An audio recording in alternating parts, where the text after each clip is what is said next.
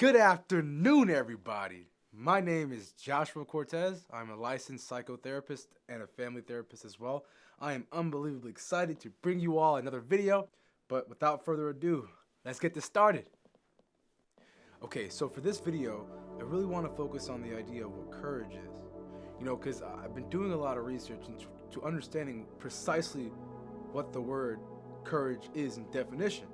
And what I've been able to come to realize is that courage is doing despite knowing there are levels of fear you have in the thing that you're trying to accomplish. And so simply, if you're trying to do something for yourself to better yourself and it doesn't scare you, then it's not courageous.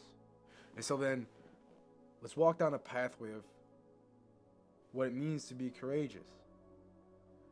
One of the most common patterns I've recognized with very many of my clients is that they come to me with a concern that they're fearful of, something that they want to overcome but have hardship and difficulty with ascertaining the appropriate coping mechanisms as well as the appropriate structural processes moving forward to allow them to be successful in overcoming that thing that they're scared of.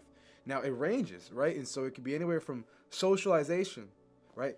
Being fearful of putting yourself in a social space and while knowing that people will judge you, and so you have anxiety about that idea and you're fearful of what they will judge you for, whether it's through the things you say out of your tongue, the way you're dressed, the way that you smell, whatever it is that comes to mind, it will be that. So it can be from social spaces, all the way down to, well, there's a whole realm of things, but it can be career orientated, right? I'm scared of the next step in my career and I don't know how to go about that process moving forward. Or I don't even know what career I want. I don't even know what orientation of profession I even want to do. So what field I want to be a part of. There's a realm of things. But ultimately, these are things that they're fearful of. And so basically what we do as clinicians, and I find such pride in saying this, is we help you look at the dark. And as you look into the darkness, we help you find the light. It goes back to that quote Carl Jung said, it's if any tree's branches wants to reach the heavens, its roots must be implanted in hell. And I think he really nailed that. In order for you to be courageous, you must be scared of the mountain in front of you. Because if the thing in front of you doesn't scare you, it's not big enough. And I forget that exact quote, right? It's like, if your dreams don't scare you, then it's not big enough, right? Something like that. I mean, these things, these proverbial quotes have a lot of truth to them. And at times, I've seen there's many quotes that have the same meta truth, but just said differently. And a lot of those, in that space especially, has to do with saying, you are much tougher than you think you are. Truly. The statue of David is such a beautiful piece of art, and there's a reason why it's so. Not because there's a shorter, man who has a nice physique who clearly, as we know, killed Goliath, which obviously, comparatively to a human body like David, being able to wrestle with this creature and winning, that's the metaphor. That was his mountain. We all have that mountain. And so what is, or who is, I guess, if you're an MMA fighter or something, who is your Goliath? And then the next question to ask is, how do I get the necessary repertoire of tools to go and fight Goliath and win? We want you to win, of course. And before I move to the space of Goliath and more about the monsters in your life, well, Michelangelo is the one who painted David. No, sorry, sculpted. And so before he sculpted David, what did he see? What did he have? He had a large, huge marble block, right? A block just like any other block. But through the block, even before the finished product, Michelangelo saw David through the block of marble, this mundane, typical thing, and he saw one of the most beautiful representations of courage, David. This is called the Michelangelo effect. You look at yourself as an uncarved block, and you go chipping at it, right? You chip at it day by day, separating the wheat from the chaff within yourself, as well as the people in which you associate with. That's another thing that's probably a good idea. If you want to develop courage, it's probably a good idea to be around other courageous people. But in order to be around other courageous people, you must be courageous. Birds of a feather, as they say. And so with the monsters of your life, pick what monster you want to face and take one step at a time to conquer that monster. And so a really simple example, aside from the socialization space. Well, let's actually use that. I like that example. So if you're somebody who has concerns in integrating yourself with other peers because you have fears and or anxieties about how you will be perceived, well, how can we go about conquering that Goliath? Because that's your Goliath. And it seems to be a lot of people's Goliaths. I think it has something to do with what happened on the commencement of COVID and then the aftermath with the isolation of the entire globe. I think it's certainly affected us in some negative respects in how we are able to have the symbiotic relationships with other people that we've had in the past. And so, well, if that's your monster, how do you go about conquering it? Well, it probably, we'll start with the very simple thing. A little hygiene isn't too bad. Well kept, nice clothes, some nice nutrition, some nice health and fitness. Running through these gambits in your life to kind of progress to develop esteem and self-confidence, because that can help serve you immensely when you want to endeavor in social spaces, but also, I think this is the paramount thing for anybody who's suffering from social anxieties.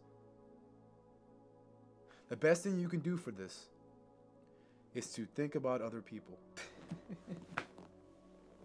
And I don't mean that like in some condescending sense. I don't mean think about other people, man. Goddamn. I mean literally. Think about other people. And so let's walk down step-by-step play.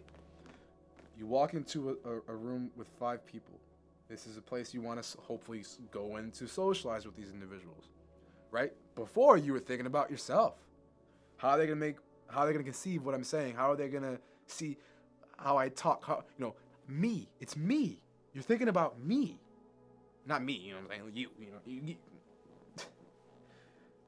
So reshift to them. So how does that work? Well, when you walk over to them, think about how I can make them comfortable.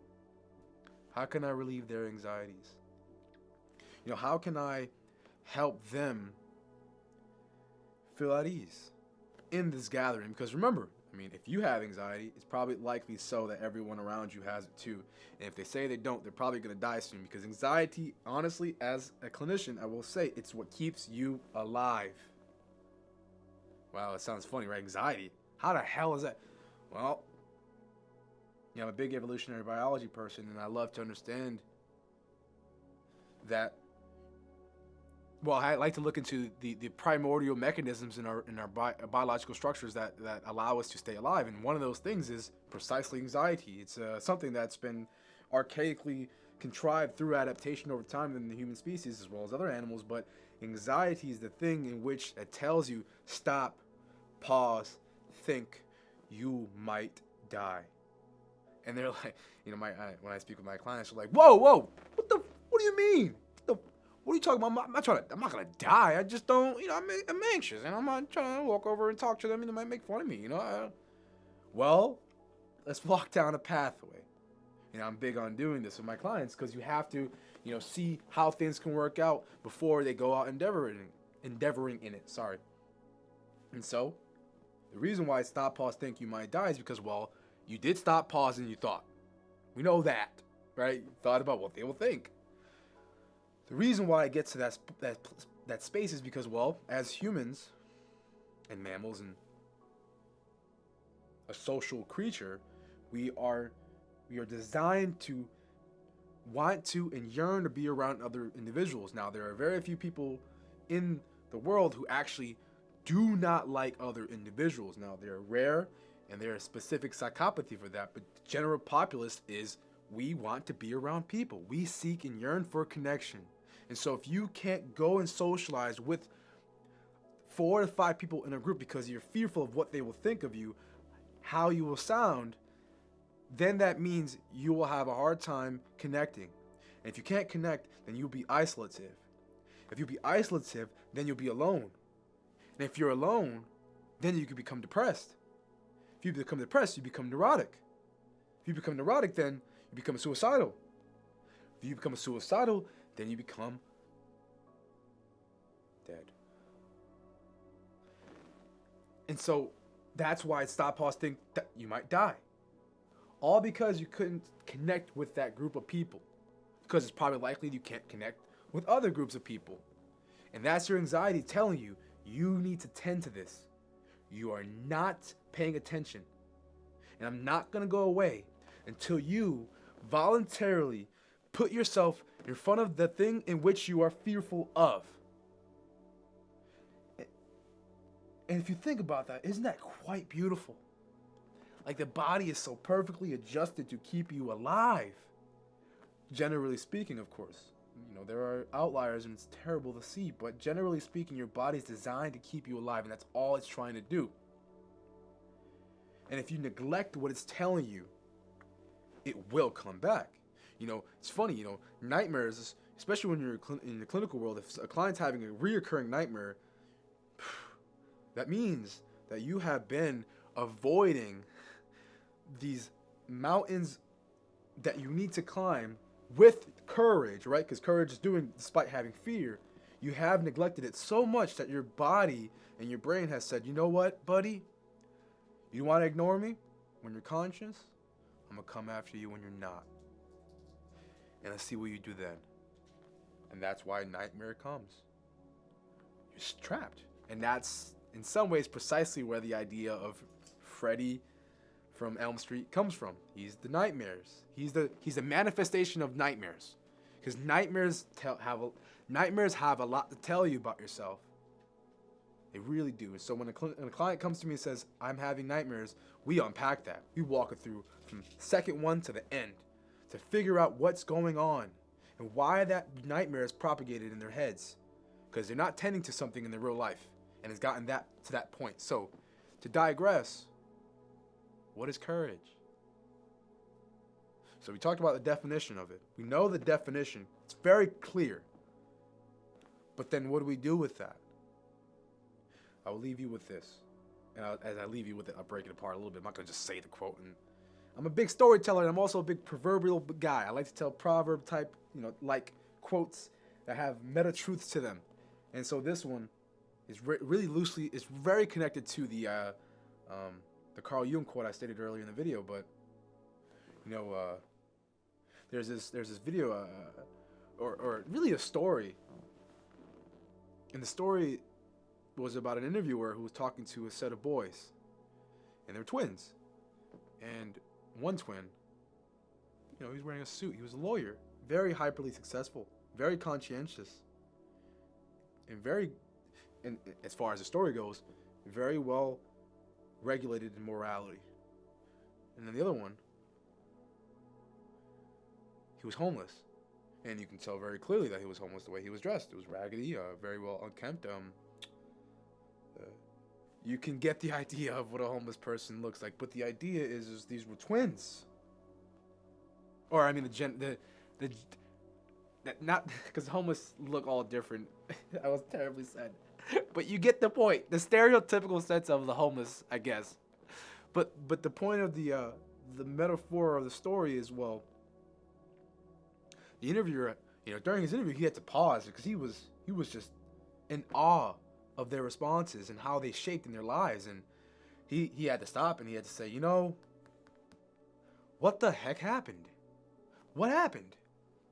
Like, you're a lawyer and you're homeless.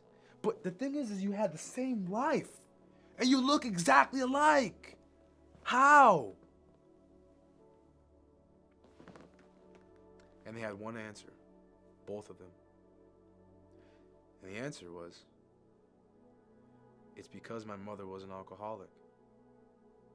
And so, that's deep. Really gets you. It gets you to open up to the idea that it's not what happens to you. It's what you do with it. It's not about what happens to you, despite how much of a hell your life was. It is incumbent on you to recognize that it's what you do. It's not what happens to you, it's what you do about it. You know, it's quite interesting to know that in order to be a courageous person, you must walk through hell and back. Because when you're walking through hell, most if not always, it's involuntarily. And as your clinician, our job is to be like Virgil from Dante's Inferno. We're supposed to walk you back through the layers and the depths of the hell in your life. Because in order for you to be a paragon of beauty, you must walk through hell and back. And as much as that pains me to say, truly, it sucks. It is, as a therapist, I do not want to say to people, hey, listen, you walk through hell, gotta walk back now. It almost sounds like blasphemy to say that, but psychotherapists have figured this out in the last 100 years, that that's precisely what you do. You help your client voluntarily expose themselves to the things that they're scared of, right? That's the layers of hell. And so I'll close with that. And if you're someone looking for a clinician, I recommend finding someone who is your Virgil, right? The Virgil is a kindred spirit who is the shadow, who walks you through your hell. And the shadow is a contrived notion and ideology, not rooted only from Carl Jung, but definitely promoted and pushed, in my opinion, very well in the psychometric space and the psychoanalytic space, in the mental health field. And so, anyway, with that said, I'm going to shut up and I'm going to close this. But with that said, everybody go and find your own Virgil. So I hope you all have a beautiful night, day, evening, whatever time it is, wherever you is. But with that said, it has been a pleasure, and I hope you guys, I think I already said that. All right, bye.